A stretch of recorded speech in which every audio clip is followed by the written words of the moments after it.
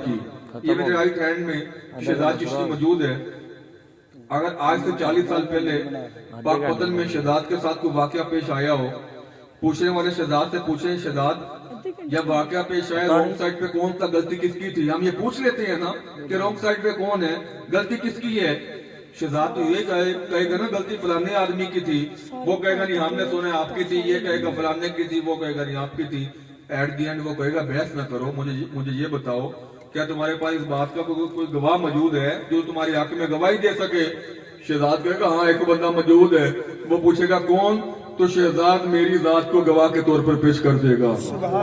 तो मेरे पीर साहब है, औलादे गंजे शकर है, पाकपतन के पीर हैं, आप इनसे गवाही ले लें, मैं झूठ नहीं बोल रहा। वो आगे से जवाब देगा शहजाद तुम यहीं पे खामोश हो जाओ, चुप कर जाओ, और तुम तो शुरू में पकड़े गए हो, तुम तो शुरू में पकड़े गए, तुम्हारा झूठ तो शुरू में पकड़ा गया है, मैं तो तुम्हें आगे नहीं सुनूंगा। शहजाद पूछेगा यार मेरा झूठ कैसे पकड़ा गया, मैं तो सच बोल रहा हूं। तो वो शहजाद को जवाब देगा, भरपूर तवज्जो चाहिए। वो शहजाद को जवाब देगा कि शहजाद आपके पीर साहब को तो मैं भी जानता हूं, आपके पीर साहब की उम्र 25 साल है, वाकया 40 साल पहले का है।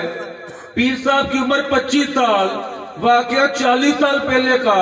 अब 25 साल वाले बंदे को क्या पता कि 40 साल पहले क्या हुआ है? कानून तो उसकी गवाही को मानेगा ही नहीं, क्योंकि गवाह के लिए हाजिर भी होना पड़ता है, नाज़िर भी होना पड़ता है। वाकया 40 साल पहले का, पीर साहब की उम्र 25 साल। 25 साल वाले बंदे को क्या पता कि 40 साल पहले क्या हुआ है? मेरे ख्याल से अभी भी उकाड़ा वालों मेरी बात को समझे नहीं हो कि मेरे आका का ज़ाहरी मिलाद तो 1400 साल पहले हुआ, और कुरान कह रहा है कि मुस्तफा दोहरा आदम की भी गवाही देंगे। हालांकि आका का ज़ाहरी मिलाद 1400 साल पहले हुआ, और कुरान कह रहा है कि मुस्तफा दोहरा इब्राहिम की भी गवाही देंगे। कुरान के मुताबिक मुस्तफा दोहरा यूसुफ की भी गवाही देंगे। कुरान के मुताबिक मुस्तफा दोहरा मूसा की भी गवाही देंगे। कुरान के मुताबिक मुस्तफा दोहरा ईसा की भी गवाही देंगे। तो बताता चलूं मेरे आका तो तब भी मौजूद थे जब दौरा आदम चल रहा था, मेरे आका तब भी मौजूद थे जब दौरा इब्राहिम चल रहा था, मेरे आका तब भी मौजूद थे जब दौरा मूसा चल रहा था, मेरे आका तब भी मौजूद थे जब दौरा ईसा चल रहा था। ये बात बताना जरूरी समझता हूँ, ऐन हदीस के मुताबिक है कि मेरे आका तो तब भी मौजूद थे जब ज़ाहिरन किसी का मिलाद भी नहीं हुआ। आका तो तब भी मौजूद थे जब ज़ाहिरन किसी का मिलाद में नहीं हुआ था। अब मेरी उम्र 25 साल है, 25 साल से पहले मेरी कोई भी हिस्ट्री नहीं थी, तारीख नहीं थी। अब मुझे क्या पता 40 साल पहले क्या हुआ है? गवाह के लिए हाजिर भी होना पड़ता है, नाज़िर भी होना पड़ता है। हालांकि आका का मिलाद 14 साल पहले हो रहा है, लेकिन कुरान कह रहा है कि मुस्तफा आदम से लेकर ईसा के दौर तक की भी गवाही देंगे। आका तो तब भी मौजूद थे जब ज़ाहिरन किसी का मिलाद भी नहीं हुआ था। बुखारी की हदीस आज से पहले भी कई मर्तबा सुनी होगी, बिल्कुल नया अकीदा निकाल कर आज आपको सुनाऊंगा।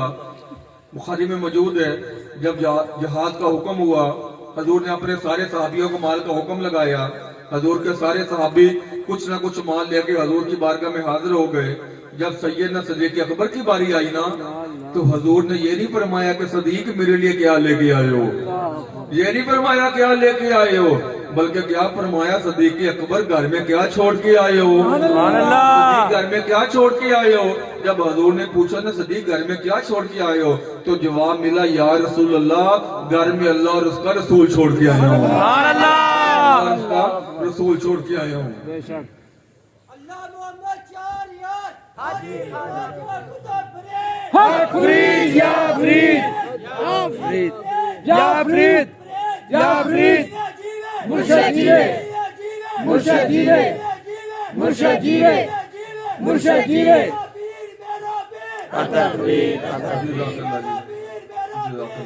ये बात करने का मकसद क्या था? मकसद आ गया। सदीक घर में क्या छोड़ के आए हो? यार रसूल अल्लाह अल्लाह और उसके रसूल को छोड़ के आया हूँ। सदीक अकबर ने ये जवाब क्यों दिया? क्योंकि सदीक अकबर का इस बात पर पुख्ता ईमान था, ईमान कुल था कि मेरे मुस्तफा ना ही अपने गुलाम को तनहा छोड़ते हैं, ना ही गुलाम के घर को तनहा छोड़ते हैं। मुस्तफा ना ही गुलाम को तन्हा और ना ही गुलाम के घर को तन्हा छोड़ते हैं। अल्हम्दुलिल्लाह मुस्तफा ना ही गुलाम को तन्हा छोड़ते हैं, ना ही गुलाम के घर को तन्हा छोड़ते हैं। या अय्युहन नबिय्यु इन्ना अर्सलनाका शाहिदन, नबी हमने आपको शाहिद बनाकर गवाह बनाकर मबूस फरमाया। लफ्ज़ नबी को भी डिफाइन कर दिया, इन्ना अर्सलनाका शाहिदा को भी डिफाइन कर दिया।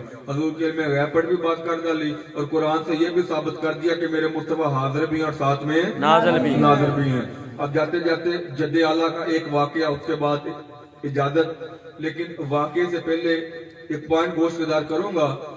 एक दफा ना लैला को मजनू के बाप ने अपने दरबार में बुला लिया और गौर से देखना शुरू कर दिया, टिक टिकी बांधकर। चंद मिनट बाद हम कलाम हुआ कर और कहा, लैला और तुझ में तो इतनी खूबसूरती नहीं है, पता नहीं मेरा बेटा तेरे पीछे क्यों पागल हो गया, तेरा दीवाना, तेरा आशिक, तेरा मजनू बन गया तेरे प्यार में, और तू इससे ज्यादा खूबसूरत है, मेरे घर की लोंडियां हैं। लैला ने जब इस बात को सुना ना तो उसने हंसना शुरू कर दिया, मुस्कुराना शुरू कर दिया